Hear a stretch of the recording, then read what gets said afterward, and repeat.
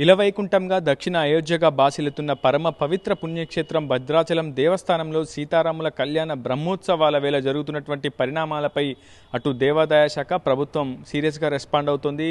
భద్రాచలం దేవస్థానంలో ఆలయ అర్చకులు కార్యనిర్వాహక విభాగం మధ్య కలహాలు అంతరాలపై ఇప్పటికే ఒక విచారణ కమిటీని కూడా ప్రభుత్వం ఏర్పాటు చేసింది. ఈ విచారణ కమిటీలో అటు దేవాదాయ శాఖ additional commissioner Krishnaveni, Warangal deputy commissioner Sandhyarani, Hyderabad deputy commissioner కృష్ణప్రసాద్తో పాటు ఖమ్మం అసిస్టెంట్ కమిషనర్ వీరస్వామిని సభ్యులుగా చేర్చారు. ఈ విచారణ కమిటీ నిన్న భద్రాచలం దేవస్థానంకు చేరుకొని అటు ఆలయ అర్చకులతో పాటు కార్యనిర్వాహక విభాగం మరియు ఈవోతో కూడా సంప్రదింపులు జరిపారు. జరిగినటువంటి పరిణామాలపై విషయాలపై ఆరా తీశారు.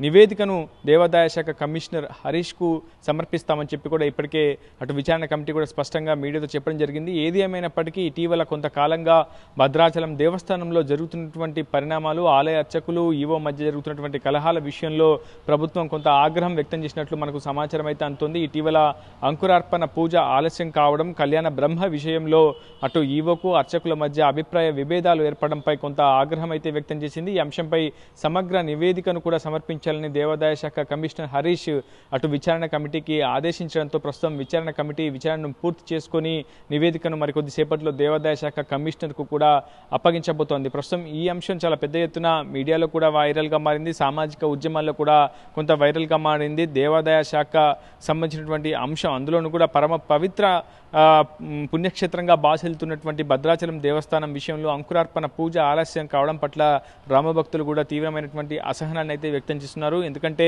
కళ్యాణ బ్రహ్మగా ఉన్నటువంటి శ్రీనివాస రామానుజాచార్యులను పర్ణశాల రామాలయానికి బదిలీ చేయడం వెనుక అటు ఈవో మొండి వైఖరి, మరోవైపు అంకురార్పణ పూజ ఆలస్యం కావడం వెనుక కూడా ఈవో కారణం అంటూ కూడా విచారణ కమిటీ ఎదుట ఆలయ అర్చకులు, వైదిక కమిటీ కూడా స్పష్టంగా తమ అభిప్రాయాన్ని అయితే వ్యక్తం చేసింది. మరోవైపు ఈవో తాను తీసుకున్నటువంటి నిర్ణయాన్ని కూడా కొంత బలపరిచే ప్రయత్నమే చేసిందనే చెప్పుకోవాలి. అటు శ్రీనివాస రామానుజాచార్యులు భద్రాచలం దేవస్థానంలో ఆయన ఆలయ అర్చకుడుగా ఉన్నాడు. అటువంటి అర్చకుడు కొన్ని చేసినటువంటి వ్యవహార తీరు పట్ల తాను క్రమశిక్షణ చర్యలు మాత్రమే తీసుకున్నానంటూ కూడా ఈవో విచారణ కమిటీ తమ అభిప్రాయాన్ని అయితే వ్యక్తం చేసినటువంటి నేపథ్యంలో అటు ఇరు వర్గాలను కూడా అభిప్రాయాలు సేకరించింది విచారణ కమిటీ. ఆ విచారణ కమిటీ చాలా కీలకమైనటువంటి అంశాలను నివేదికలో పేర్కొంది. ఆ నివేదికను దేవాదాయ శాఖ కమిషనర్కు కూడా అందించనుంది విచారణ కమిటీ. మొత్తంగా దాదాపు కొన్ని గంటల పాటు సుదీర్ఘ విచారణ అయితే చేశారు. ఆ తర్వాత ఆలయ అర్చకులు అధికారిక మర్యాదలతోటి వచ్చినటువంటి విచారణ కమిటీని కూడా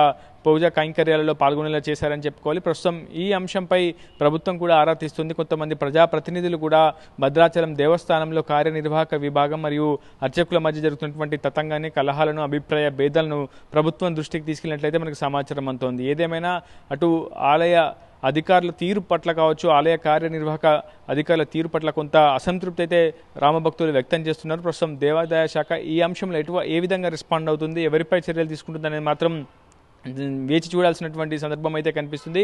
మరోవైపు అదే ఆలయంలో ఇటీవల యాదాద్రి నుంచి వచ్చి ఆలయానికి భద్రాచలం దేవస్థానంలో విధులు నిర్వహించాల్సినటువంటి ఇద్దరు అధికారులు విధుల్లో అలసత్వం వహించడంతో ఆ ఇద్దరు అధికారులను కూడా ప్రస్తుతం వచ్చినటువంటి విచారణ కమిటీ దేవాదాయ కమిషనర్కు ఆఫీస్ కార్యాలయానికి అయితే సరెండర్ చేసినట్లు మనకు సమాచారం అందుతుంది. ప్రపంచంలో ఏ మూల ఏ క్షణం ఏం జరుగుతుందో వేగంగా తెలుసుకోవడానికి తొలి వెలుగు వాట్సాప్ ఛానల్ని ఫాలో చేయండి.